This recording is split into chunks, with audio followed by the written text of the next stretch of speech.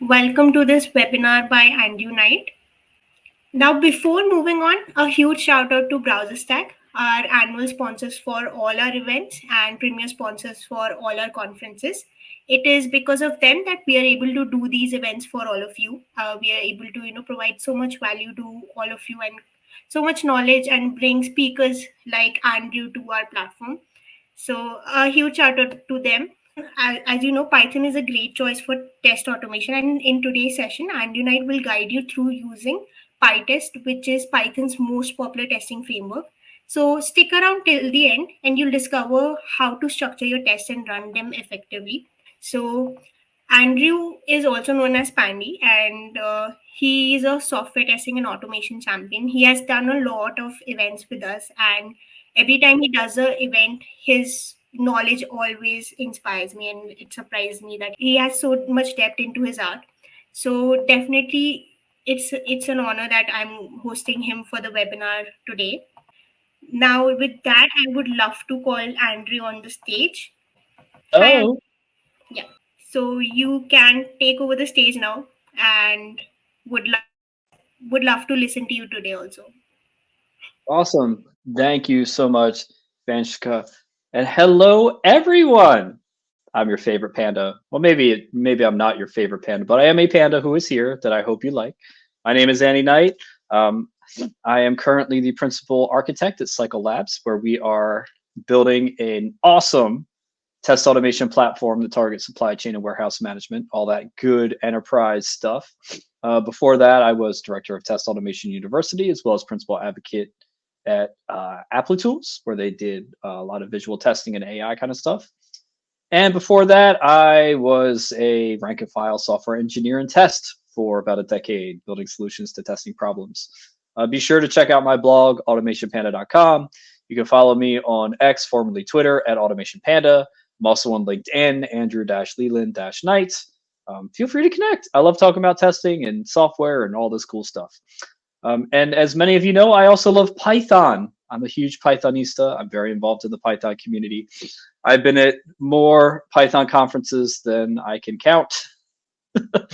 And so today, I'm going to bring you into the Python world a little bit by showing you how you can get started with testing and automation in Python. One of the things I love about the Python language is, its values. Simplicity is better than complexity. Readability counts. I feel like when I'm programming with Python, I have superpowers because I can just about import anything, and it doesn't take a whole lot of code to get a lot of stuff done. And Pytest is one of my favorite test frameworks in any language because of some of the very cool ways it can handle things. And so I can't wait to share with you today how we can do that. I've put a link to all the example code in the chat so you can follow along.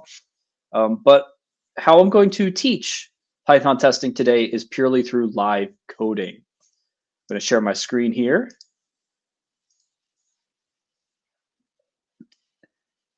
And we won't have any slides. We won't have any lecture. There's no mumbo jumbo. This is literally me to y'all coding and showing how to do Python testing. So feel free to just kind of sit back and watch along, drop questions in the chat. If you're really ambitious, you can try to code along on your own environments. So let's get started. If we're talking about Python, we need to have Python installed on our machine. To do that, you can run the Python command -- version, and you can see if you've got it. Oh no, looks like I don't have it. That's false. Sometimes you need to run the Python 3 command depending on your machine. And so here I'm running Python 3.11. They're on 3.11 or 3.12. I can't remember where they are these days. But if you need to download and install Python, go to python.org. It's a fairly straightforward installation process, whether you're on Windows or Mac. Just make sure you get it from the command line as well. All right, so what we need to do next is we need to set up a project for Python testing. Now, normally you would probably already have some sort of project or web app. Maybe it's a Django app, maybe it's something else. I don't know. A lot of times I like to co-locate my code with my project, always for unit tests, often for black box higher level tests. But today we're starting from scratch, so we're going to create a new project. I'm going to call it live Python testing, because we're just playing with the demos today. Boom, live Python testing. All right, now in here, what I'm going to do is I'm going to create what's known as a virtual environment. Um, a virtual environment in Python is a place where you can manage all of your dependencies on a per project basis. Alternatively, you could install Python packages for your whole system, but then you might have some weird version dependency issues, and we don't want to mess with any of that. And so what I'm going to do is I'm going to set up a virtual environment. I'm going to use, let's say, Python 3 -m for I'm going to run a module, and the module I'm running is the VENV module, virtual environment. This comes standard with Python 3.6 and later. I'm on 3.11, I've got it. And what I'm going to do is I'm going to give a name for the virtual environment, which is going to be totally lame. I'm just going to call it VNV. Right? And so what this does is it's going to create a virtual environment in my directory, and you can see that there. And if you want to see what's inside, VNV, there's a whole bunch of stuff that you don't really need to worry about. That's okay. What does matter is that I need to activate my virtual environment. So I'm going to say source VNV bin activate. And now you'll see to the left of my terminal, I've got this parenthesis VNV going on. That means I am in my environment, meaning I'm using all the Python stuff and dependencies and packages from that directory. If you're on a Windows machine, the command's a little bit different. It's something like VNV bin activate sh or something. I can't remember. But it's essentially you go to that, you run the activate script and it does it. If you want to deactivate, you can just type deactivate. It's done. All right. So the main module, or excuse me, Python package that I will need is the Pytest package. Pytest is Python's most popular test framework. You can look at it at pytest.org. It has wonderful documentation, and that's what we're going to be learning today. I could spout all the wonders of Pytest, but we're going to learn hands-on rather than just hearing me blab about it. One thing I will say is that Pytest is my favorite test framework of any language. And as y'all know, I cross too many stacks, too many languages, too many frameworks. So for me to say that is a pretty big thing. One thing about Pytest, though, it does not come with Python's standard library. There's another test framework called unit test that comes with Python's standard library. But I think Pytest is way, way, way better. If you have questions about that, ask me later. I'd be happy to go into detail. But since Pytest is not part of the standard library, we need to install it from the Python package index. We're going to use the tool called pip. Pip stands for Python installs packages, or pip installs packages. Yes, it's a recursive name. Ha ha ha, programming humor. Pip install Pytest. Boom. And just like that, we've got Pytest into our virtual environment. I could say pip freeze, and you'll see not only does it bring in Pytest, but it brings in all the other dependencies the Pytest needs. So now I have Pytest installed in my virtual environment. I can run Pytest. Very cool. Okay, clear the screen here. Now, another thing we need in our directory here is we need to have a directory for our tests. In Python, it's conventional to create a directory called tests to put all of your tests in. Yay. Nothing terribly fancy or fun about that, but it's if you go into a Python project, that's where you would expect to see things. It doesn't have to be that way, but I recommend it be that way. Okay, so now that we've set up everything, I'm actually going to switch over to an editor. I'm going to open up Visual Studio Code.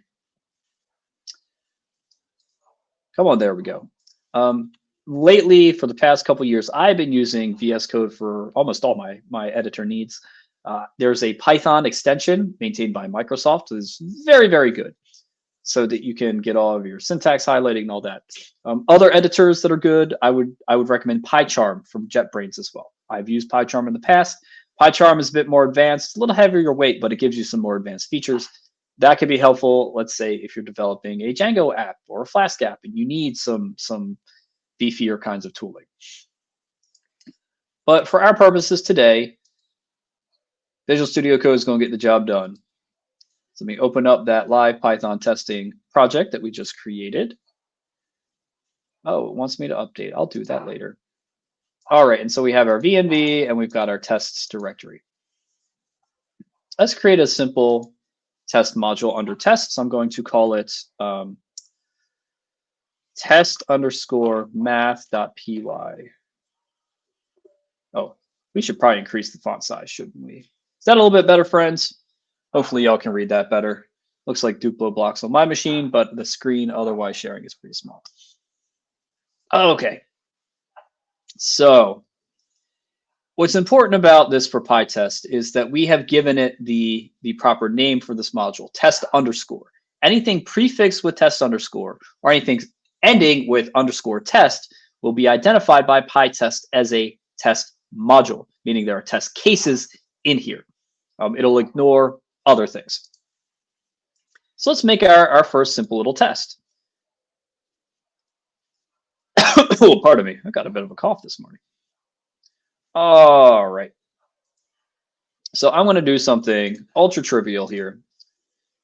Def test 1 + 1. Assert 1 + 1 = 2. Ta-da! Congratulations, friends. We have written our first test using Pytest. It's only 2 lines. Python, readability counts, simple is better than complex. What's going on here? Let's notice a few things. First of all, I wrote my test as a function. Now, normally, a lot of us would think that tests either have to be some sort of like test class, as is common with XUnit style frameworks like JUnit or NUnit. You have to make a class, and then the test cases are like methods inside that class. Or we might be doing some BDD thing where we have a feature file given when then, and then we have step definitions connected. Pytest is far, far simpler than that. A test is merely a function or a callable. And that makes sense. Why? Because a test is simply a procedure to do something. What is a function? A procedure to do something and return a result, right? And so we don't need all this overhead. We don't need the scaffolding. It's literally just test functions. And what I need to do, though, to make sure this is not just any function, but a test function, I need to prefix it with test underscore. And I think you can also have a suffix of underscore test. These are Pytest conventions. Just like we had a module test underscore, we have functions test underscore. So I know I have a test function and a test module that will be treated as a test case. You can customize that with Pytest options. I recommend sticking with the standard conventions so that people who are coming into a project can just automatically know what's going on. Inside of my test function, I have a step here. Assert 1 + 1 = 2. The assert command is actually part of the Python language, right? You can have asserts outside of test cases. Anytime you want to assert something, you use this assert command, you put in a Boolean condition, and then Python will evaluate that. And if it's false, it'll die, puke, everything done. And you'll have an assertion error. This is most useful for test cases, but you can use assertions in other places. And what's really nice about Pytest is that you don't need this fancy assertion library. You just use the Python assert statements. Now you might be wondering, well, what about like if I want to provide extra information or message or trace whatever? Well, if you want to provide a message, you can do comma and then provide a string and say something like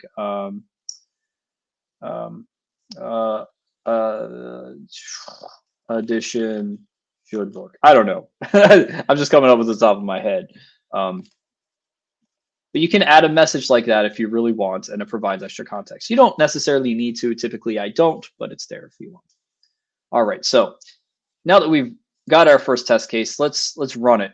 Whoa! Terminal's pretty large there. Okay. I'm going to pull this down just a little bit. Notice in Visual Studio Code with the Python extension, it automatically identified that I had a virtual environment, started it for me, and so my context is clean. Everything is there. So if I want to run tests, the command I'm going to use is Python -m for module. I want to run the Pytest module. And really, we should be able to run it just from here. We don't need any extra options. And what we see when we run it is we see that there's this banner, the test session is starting. It's telling me what I'm running on. It's showing me the root directory, collected one item meaning one test that it had discovered. And then here you'll see a spill out of the module or of all the modules, we only have one module. And for every test case that passes, there will be a dot. So we have one test, one dot, one pass, super fast, yay. No surprises there, right? All good, all cool. So let's do something a little more devious. We've seen the happy path, but what happens when a test case fails, right? Ain't nobody got time for that, but let's learn. Let's make another function, test 1 plus 2, right? All right, I'm going to be a little more verbose this time. I'm going to set up a bunch of variables. A equals 1, B equals 2, C equals 3. Okay, assert A plus B equals C. Now this test here will pass because 1 plus 2 is 3. But if I wanted to deliberately be naughty and inject a failure, let's make this C 0. 1 plus 2 is not 0. This assertion will be false, therefore failure, and bad news bears should be happening. Let's run the test again and see. Oh my gosh. What do we have here? So here, oops, let me get rid of that other one. So again, we've run our tests. Test session started, all the good stuff. There were 2 items found, 1 module. We see a green dot, meaning that one was, the first test was successful, but then we see this big red F, failure. Okay, what failed? What Pytest will do is it will it will dig into the failure for you. So you're not just left high and dry with nothing but a little F. And so we have this, what we call introspection here for the failed test. We have the name of the failed test, test 1 plus 2, and we see the code in that test, boom, boom, boom, the first few lines above it. And then Pytest here points out that this was the line that caused the failure. Assert A plus B equals C. What it then does is it does assertion introspection. On the very next line, you'll see something very clever. We see the same line that has the failure, but with the values interpolated for its variables, right? It's not very helpful to see A plus B equals C. To know why this failed, we need to know what the values of A, B, and C were. And that's exactly what Pytest is showing us here through assertion introspection. It's substituting the 1 and the 2 for the B and the 0 for the C. And so reading this line, it becomes very obvious why there was an error, right? 1 plus 2 is not equal to 0. Furthermore, Pytest will show specifically the line number where this failure happened. It was line 9.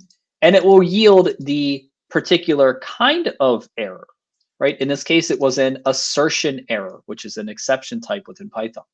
The assert, when it failed, throws an assertion error, and that's what Pytest catches and reports. Then we have a short-term summary here where you see in one line, failed with the module, the test name, and that introspected assertion line. Assertion introspection is why you don't need an assertion library. Pytest is smart enough, even with just the simple assert statement, to give you the full context of what's failing, right? Pretty cool. So let's go fix this test and make sure everything's working. Boom, boom, boom, boom, and boom, just like that. We now have 2 passing tests. It doesn't provide, Pytest doesn't give you excess information when you don't need it. You could always do verbose with a -v, and you could get everything spilled out 1 test at a time. That's 1 plus 1 pass. That's 1 plus 2 pass. You could do that if you want. You don't need to. Alternatively, you could go quiet -q. And so you don't get all that extra banner and stuff. You just get the little dots or the Fs when something fails, as well as a 1-line summary to pass, right? In most cases, I stick with the classic, but depending on how much or how little logging you want, it's open to you. All right, moving on. So we saw just now how a failed assertion will cause a test to fail because Pytest catches it, catches the assertions, reports it, cleanly moves on to the next test. But it's not just assertion errors that can cause failures, it's any kind of exception, right? So that raises a question. What if I want to verify that an expected exception happened, right? That an exception was a good thing, right? If we just let it raise, then Pytest is going to fail. this is very pertinent for, let's say, if we want to test divide by 0. We know we can't divide by 0. We all remember that from math class in high school. That's very bad. And so if I did something like, num equal 1 divided by 0, this is going to raise an exception. And if I run the test again, oops, we'll see, oh no, test divide by 0, it raises a 0 division error, which is not very good. That's not what we want. Well, actually, it is what we want. We want it to raise an exception, but we don't want the test to fail. Pytest provides a very cool mechanism for safely catching exceptions. And what we need to do is first we need to import the Pytest module. Notice how we didn't need to import it before just to run the test, but if you want to do fancy stuff, you do need to import it, because we're going to say with pytest.raises, and I'm going to say raises a 0 division error. That's E. Now what I can do is, if I run the test again, things are passing. Because what this does is, this is a context manager in Python. A context manager provides enter and exit logic. So you can basically wrap things around bodies of code. And in this case, what I want to wrap around is to say, hey, catch an exception and assert that an exception was caught, and that the type of the exception matches the type that I'm giving here. And so pytest.raises sets up that context manager. You pass in the type of exception you want. It can be anything. And then in here, your code is essentially safe. So even though I didn't explicitly make an assertion here, there's an implicit assertion being handled with Pytest raises, because if this body does not raise a 0 division error, then there would be a failure. And in fact, I can test this. If I do num equals 1 divided by 1, there would be no division error. Now, Pytest will fail this test because it did not raise this particular kind of exception. So the assertion is there. You just don't have to be explicitly write it out. Now, there might be extra things we want to check on this exception, not just that it happened, but maybe we want to check its error message. And so that's why we added this little as E clause to the end. This variable E will receive the exception that was raised, so that after we can make assertions on it. You can say something like assert division by 0 is in the string value of the exceptions value. What this is saying is, hey, this gives you an object, get the value of that object, which is the actual exception, get the string value for that exception. It should be division by 0, because as you recall, we saw that as the message up here in that failing test. So now if I run the test, it should pass. And now it's doing a bit more than just checking that the exception was raised. It's checking that it actually has a particular message that is helpful. Cool. Alrighty. So one more thing to show about the mechanics of Pytest. Sometimes we have to write tests that have very similar logic to them. For example, what if I wanted to test multiplication? There are many different cases that could be tested here, right? For example, what if I wanted to test, 2 positive integers, something like 2 times 3 equals 6, right? But I could also test, the identity case. What if I multiply anything by 1? It's supposed to be itself, right? What if I wanted to check the 0 case? Multiply anything by 0, it should be 0. There's also positive and negatives, right? What if I multiply a positive number by a negative number? I expect that product to be negative. What if I have 2 negative numbers multiplied together? Then the outcome should be a positive number. And then not only are there integers, but there's also decimal numbers, or floats, whatever you want to call them. If I have like 2.5 times 6.7, that's going to equal 16.75, right? We can do integers as well as floats and all that good stuff. Now, if I were to write a test for multiplication, right, really I have 6 different cases that I want to cover. I could do something like this, def test underscore multiplication, and I could be like, assert 2 times 3 equals 6. I could do assert 1 times 99 equals 99. I could do assert 0 times 99, and I could keep going down this path. But I don't like this, right? A test is supposed to cover one case. But here, really, we have multiple different cases that we're covering. So we're not exposing the truth of the behavior being covered within this one test name. Right. And furthermore, we have a risk of losing coverage, because if this particular step, the first one, were to fail, then it aborts the test and it's over. And we never actually tested all these other cases. That's a loss of test coverage. And it hurts because these cases don't depend on this previous step, right? They should be run independently. So in that case, what we'd really want is we'd want to have a separate test for each of these multiplication cases. So we probably want to split this out to say test multiplication basic, and we could do this. And then I could say like, hey, test multiplication identity, and then I could say test multiplication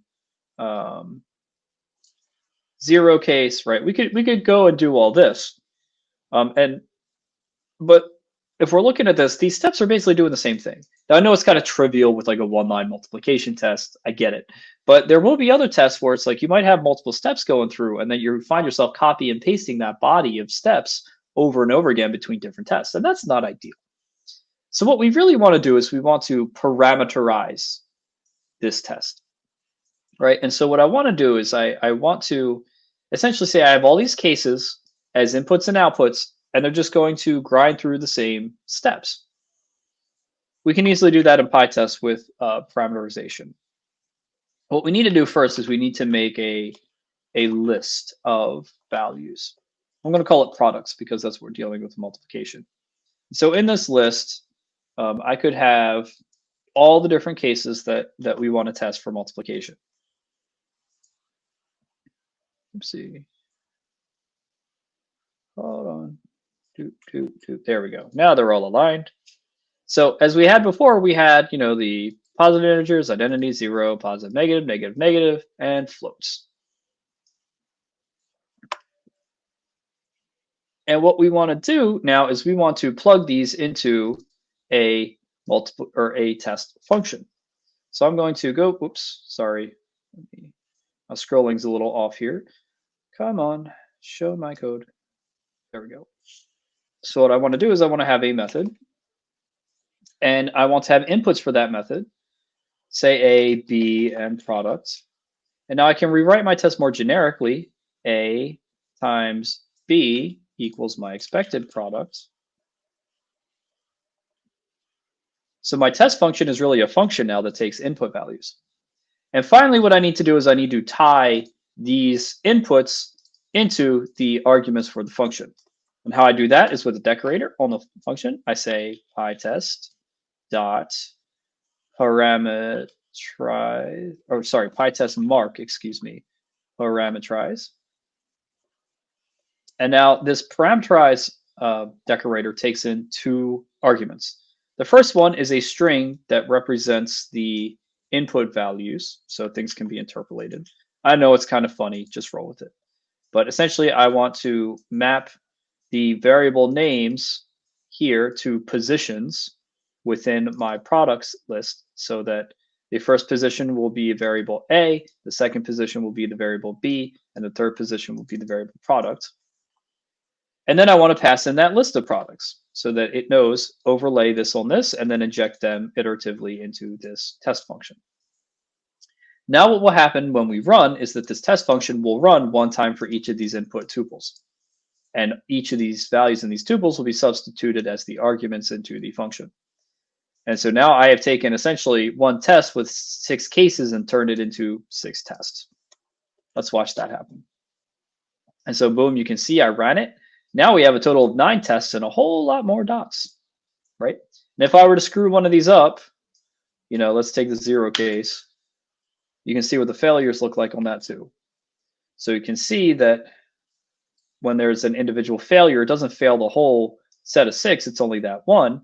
And you can see the assertion introspection, which is very helpful here because we don't necessarily see what A, B, and product are, but we can see it in the introspection. You can even see it lists what the variable values are that were passed in for parameters, which is very nice. You don't see it here, you see it up here. So again, very, very nice in how Pytest works with parameters. All right, so that's the basic mechanics of how Pytest works. But testing math functions isn't really all that helpful. Let's test something a little more real here. Typically what we're doing is we're testing functions or classes that we write ourselves because we want to make sure that everything is hunky-dory day. So what I'm going to do is I'm going to create a class. I'm not going to put it in the test directory. I'm going to put it in a new directory called stuff. I want to make this a Python package, so I'm going to put a dunder init.py file. This says, hey, this folder is a package. You don't need to put anything in here. You can put things in here. We're not going to put things in here. All we need to do is mark that it's a package. Then under stuff, we also want to create a new module. I'm going to call it accum.py. And in here, I'm going to create a class called accumulator. And what it does is it accumulates values. You initialize it with a count equal to 0. There's a property of count that returns the value of the count at any time. And then you can also add to the count. By default, you'll add 1, but you can override that and add more than 1. So basic little counter class, nothing fancy. If we want to test this, I'm going to make a new test module, a new file, test_accum.py. It's very typical that we would name the test modules after the original modules. It's also very common that you would have a folder hierarchy of the same package name. You don't need it, but it's something that is done. And so in here, what I'm going to do is I'm going to start writing tests for the accumulator. So to do that, at first, I'm going to need to import that accumulator class. And then I'm going to start writing some tests. Def test accumulator init. So I want to make sure that when I initialize this thing, it's good. I can say something like accum equals accumulator. Boom, boom. It's initialized. And assert that accum.count at the beginning is equal to 0. Right? Yay, fancy. If I were to test this, now what we'll see in our Pytest output is that we now have 2 modules, accum and math, and there's only 1 test in accum, right? But everything's still good. There's some other tests I can write here as well. Let's say like, def test accumulator add 1. And if I add 1, I would also need to say, set up my accumulator, accum.add, don't leave the default. And now I should be able to assert accum.count equals 1. Cool, let's see if that worked. Boom, 11 tests, we're good, right? And we can keep going with this. We could even, instead of adding 1, we could add 3. Why not? And what this will, not add 3, add 3. Thank you, keyboard. And this time I'll put in an add 3, and so now the total should be 3, right? Cool, cool, done. All right, so we could keep adding tests. It's all good, but this is essentially how we would be doing unit tests on classes. Though there is one annoying thing. We have this duplicated line here.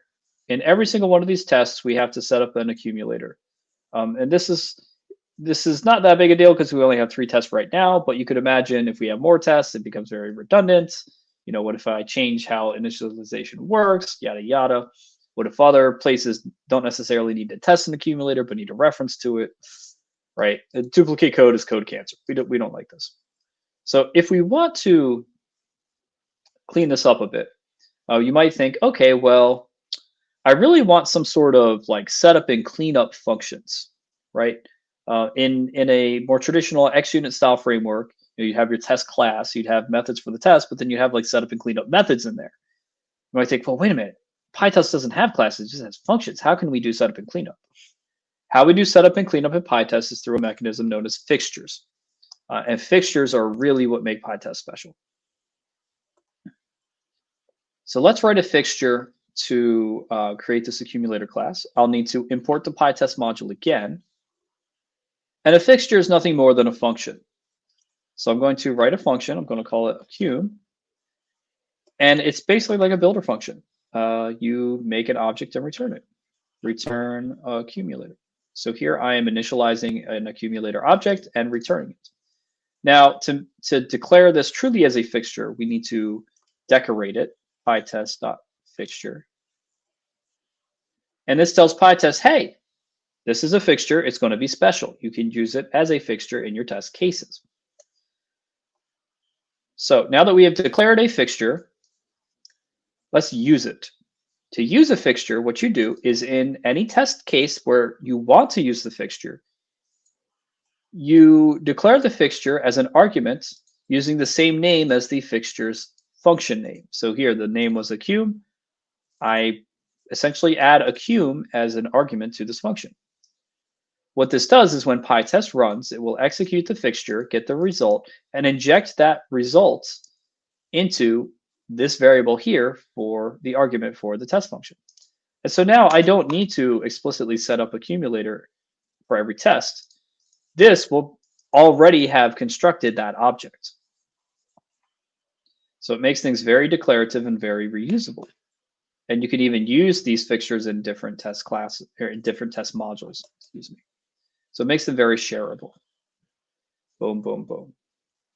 All right, so now that I've declared my accumulator fixture in all these tests, and I'm going to have the accumulator object, we rerun the tests.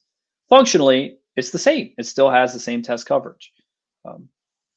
It's just that we are using a different mechanism for how the objects for testing are created. Pretty powerful stuff. So let's do one more kind of test here. Oh, excuse me. Let's do a basic API test. I think a UI test might be a little more than we have time for. But let's say test API.py. Oh, not PYU. There's no such thing as a PYU file. Sorry, friends. Test.api.py. Pytest is more than just a unit test framework. It is a full-fledged test framework. That's why I love it, right? And so you can do any kind of testing that you want. You can test APIs, you can test UIs, you can test mobile. Pytest is simply a general purpose test framework that provides you the structure you need to do to write your tests. And so I can easily test APIs here. One thing I will need, though, is a library for testing APIs. And in Python, the most popular library for that is called requests. So I'm going to pip install requests at my terminal. And just like Pytest, it's a third-party dependency. It's not in the standard library, but that's okay. Nothing wrong with that. Import requests. Also, by the way, if you're doing UI testing and you're using Playwright, you can just use Playwright for API stuff. And I think under the hood, it uses requests, but no big deal there. So let's write a quick test. I don't know, test DuckDuckGo instant answer API. So when I write tests, I always follow the arrange act assert pattern, given when then, however you like. And so I need to set up some things. I need a URL to call. I'm going to call the DuckDuckGo API with a query for Python programming and expect the format to come back as JSON. For my act phase, I need to call that request. Response equals requests dot get So making an HTTP GET request for that URL. And then the body is the response parsed as JSON. Now for my assertions, again, I can use just regular old assert statements here. Assert the response status code is 200, meaning success, and assert that the word Python somehow appears in the body's abstract text. Okay. So here I'm making a very basic API call, I'm parsing it, and then I'm verifying that it has certain aspects to its response. And just like that, I mean, this file is like 15 lines long, and that includes the blank lines. An API test in Python with Pytest. Let's run this, make sure it works. Hopefully the API didn't change, and sure enough, boom, we are good. And we could do all sorts of other cool stuff with APIs. If you want to do web UI testing with Playwright, you could do that as well. I'm not going to go through that code, but if you want to learn more about Playwright, there's TAU courses, there's webinars. In fact, at the Work Friends conference, I'll be giving a workshop on Playwright, so check it out there. All right, so that is Pytest in a nutshell. Now there's other cool things you can do. Like there's all sorts of command line options for how you run things. Like you know, if you, for example, if you want to run a specific module instead of all of them, I could say, you know, tests dot only run the accumulator tests. Say you can provide the path, and it will only run accumulator tests. You can even get so fancy as to specify a test case in a test module. That can be helpful if you're debugging and whatnot. You put : and then the test case name, the function name, I should say. And boom, here you can see it ran just that one test case. You can even filter things by name, like how do I do it? I want to say it's like the -K option. I want to do anything that has the accumulator name in it, and it'll filter through the test case function names and like, you know, does any of them have this as a substring, and then it'll run those. You can also add tags. You can control, you know, how Pytest or what directories Pytest looks in upon initialization. The list goes on and on and on. So if you want to learn more about Pytest and what I could cover in just this short presentation, I recommend going to Test Automation University. And if you go to Learning Paths, there is a whole path on Python testing. And there's a course on Introduction to Pytest. This is a course that I've developed, and so it goes into much deeper detail about things like fixtures and commands and configs and plugins and even the Python community. So definitely check that out. I'll drop a link in the chat. And I think that's all I have time to share today. So link in the chat. Cool. Let's move on to some questions. I see there are some questions in the Q&A. Let's take a look. Hi, Andrew. There are a few questions. I'll just put them on the stage. Cool. So we have a question from Durai. What is the difference between a fixture and a marker? That's an excellent question. So a fixture is essentially a function that handles setup and even cleanup operations. So here with the accum, this is a fixture. It creates an accumulator object that then gets injected into each test. A marker in Pytest is basically like a tag. It's something that you can put on a test case to say, hey, it has this particular tag or it has this particular name. And you would use markers when you would filter tests for execution. We have a few more questions. I'll just keep putting up on them on stage. Is it possible to generate reports using Pytest? Absolutely. So what I just showed here was what it pukes out on the terminal, which for CI purposes could be good, but you might want something a little more. If you want to generate JUnit style XML report files, you can do that. I think all you need to do is provide like a -- JUnit. Nope. Okay. I forget what the option is. Let's see. Help. There's a way that you can generate JUnit options from the command line. Here you go. JUnit logging, pass tests, all this stuff. It's all available there. You can also install plugins to generate reports for you. So there's a very popular one. It's called Pytest.html. And what that does is it will generate a very basic HTML report page for you. If you don't like any of those options, you can make your own. You can read the Pytest has all these little hooks and stuff into it so that you can gather up what the results are and you can generate your own fancy report if you like. Another question from Rakshit. Can we chain fixtures? Yes. Yes, you can. So I know I've only shown a very basic fixture here, but a good example of things I've done in the past. Let's say I'm automating web UI tests with Selenium. I might want to have a fixture to read in a configuration file to see what browser I should be using, what my username is, what my target address is.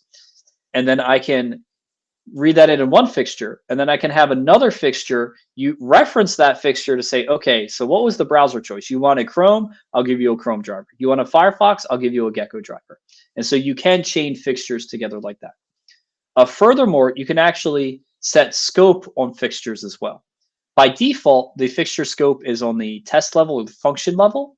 And what that means is that this fixture is called fresh for every single test case, meaning the initialization or this test here and this test here each call this fixture, and therefore they each get a new accumulator object. So there's protection. But if you wanted to, you could set, say, session scope, which means that a fixture would be called only one time for all the tests that reference it, and its value is simply cat. Got it. We have a question. How do we handle exceptions at a framework level? How do you handle exceptions at a framework level? Good question. So as I demonstrated before, anytime there is an exception that is raised and not captured within a test function, Pytest treats that as a failure. And what Pytest will do is it will capture that failure at the level of that test, it will report it, and therefore it can then cleanly move on to the next test. So one loose exception doesn't ruin your whole test run. And Pytest handles that automatically. You don't need to do anything. That's why for these assert statements, all an assert statement does upon a failing condition is it raises an assertion error. And so Pytest just magically captures that and keeps moving on. If you wanted to do things like catching exceptions within your tests and handling them, Pytest.raises is a great way to do it if you're just trying to make sure an exception was raised. Or, I mean, if there are other things happening, you can do regular exception handling within a test case as well. Got it. We have a question on how to use Pytest for API testing. Great question. So as I showed here, a very straightforward way to use Pytest for API testing is to use it in conjunction with the requests module, right? You can do low-level HTTP stuff in Python. I don't recommend it. Use requests. Request is very human readable.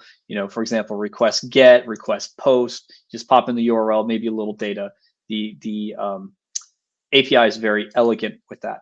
And then, as far as structuring the test, you would make a test case just like any other test case in Pytest.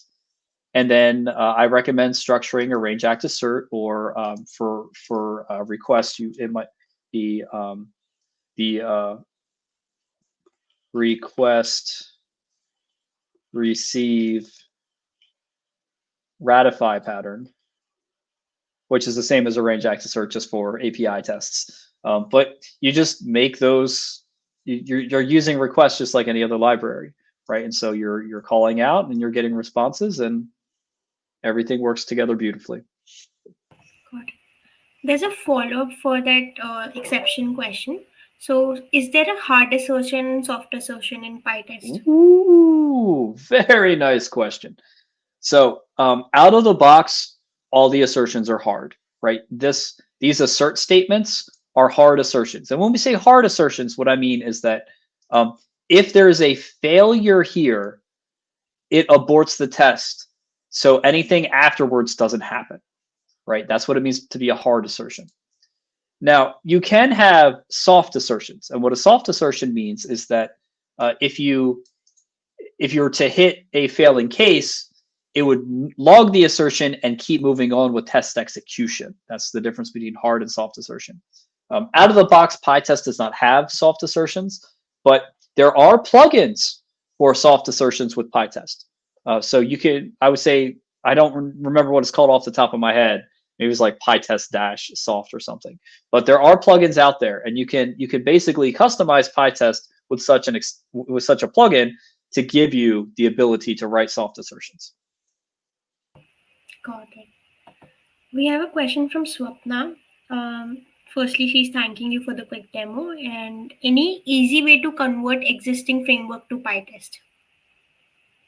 Ooh, any way to convert existing frameworks to Pytest? I mean, I don't know of any tools that will do the conversion automatically for you. I mean, maybe you could do that with ChatGPT. I'm not sure, but I mean, yeah, you could write. Let me take a step back. I get this question all the time, not specifically for Pytest, but just in general. Like, hey, how can I convert tests in one framework to tests in different framework? And the answer is usually the same. It's like you can do that.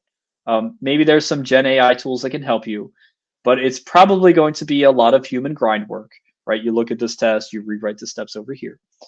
So I would flip the question back and ask, why do you want to change the framework you're using for your tests? Is it that your test project right now is in really bad shape and things aren't working well? So then it's like, okay, is there some advantage you see in doing a rewrite? Is there some new feature that you see in a different framework, maybe going from something like Selenium to Playwright? Is there a skill gap you're trying to cover? You know, those kinds of things. I would say ask why you would want to do that before you go look at how to do that. Got it. We have a question on how do we mark our test cases as sanity or regression? Another good question. What you can do is you can use markers. So on any given test case, you could say something like, oh, pardon me, where's one of my test modules? Here we go. So I could say something like, you know, Pytest mark dot, and you could give it essentially like a tag name. I could say something like regression here, right? And then I could apply this regression tag to all these different tests that I would want. And so if I think you also need to do a little bit of configuration under the hood just to make sure everything is good. Like I think I can run it. Let me try to run this. I think it should run okay. Test.py. Yeah, so it'll run the test, but it'll give you a bit of a warning, being like, "Hey, I found this marker that I haven't registered." Let me expand this. So you can see it ran the test. It just gave a warning saying, "Hey, you know, is this a typo? I don't know what this marker is." If you want to fix that issue, what you can do is add a pytest.ini file to the root of your project. And in here, you would make a Pytest section, and then you can add markers that you want. So you can say markers equal, and then you can say regression. And now if I run the test, it'll automatically pick up that ini file, and I no longer have the warning. And so you can add markers for anything you want. I mean, they're fully free form. You can say regression, sanity, smoke, I don't know, whatever else you want. I use markers to denote feature areas usually. And then, you know, what I could do is something like, you know, I was showing that -k option earlier. I could say -k regression. And now, boom, notice it selected those 3 tests that had that regression marker. Understood. We have 3 more questions. I'll just quickly show them. Okay. So one question is, can we also run tests parallelly in Pytest? Absolutely. So if you want to run tests in parallel, you need to get a particular plugin. It's called pytest.xdist. We can install it now. Pip install pytest-xdist, xdist. And once you have that installed, when you go to run your tests, you can say python-m pytest-n for number of processes you want. So if I want to run three processes in parallel tests, boom, that's how that can work. And so there you can see there were 3 workers. There were 13 items gathered. That was for all the tests. Of course, just adding more threads isn't going to necessarily make it faster, but you have to know what your machine can handle. Like I think mine has like 4 that it can handle. So there's a little bit of overhead by doing it in parallel. You need to make sure that you're not colliding on any test data, right? If you have multiple tests accessing the same system. But yeah, overall, I mean, I'm curious, what was the runtime without that? It actually took a little more time because it was setting up stuff. It's not always, well, usually it can be faster, but you need to have a lot of tests to make it worthwhile. So, anywho, yes, you can run in Got it. parallel. Next question is there any config file to manage tests using Pytest? Oh, pardon me. Yes, so you can configure Pytest. There's a couple different kinds of configuration files, but they all essentially configure the same stuff. It's just different format. I typically use pytest.ini, and you can look up the docs. Like here, we had to configure what our markers were. You can do other things like you can set the test paths. For example, like this will point to the directories that have your tests. Because right now, if I just run Pytest like this, then it's going to check your entire directory, including what will be your product code. If you set the test paths directory explicitly, it'll only search in those directories for tests, so it's a little bit more efficient. And so that way I don't need to provide that path on the command line. I can just pop it in there and ta-da, it still finds them. Got it. So the last question for the day, how do we do data injection in Pytest, CSV or JSON file? Ooh, data injection. So what I would recommend as a practice would be that if you have those data files, CSVs, JSON, whatever, you probably want to put them, somewhere in your test directory or maybe in a static folder or something in your project. And then write fixtures to read them in. So you could write a fixture that reads in a JSON file, parses it into a dictionary, and then you can then call that fixture to reference the values in that dictionary. If you want to use these data files for data-driven testing, where it's like you're trying to grind through a whole bunch of variations or rows of something. Let's say you have a CSV file of like 100 rows, and each one is like a set of inputs. What you then want to do is you probably want to read that in and then use that as test parameters. So you'd have a little function that would read it in, and then you would use it to build a list, and then you would inject that list into your parameterize for your data-driven testing. So that's how you can handle that.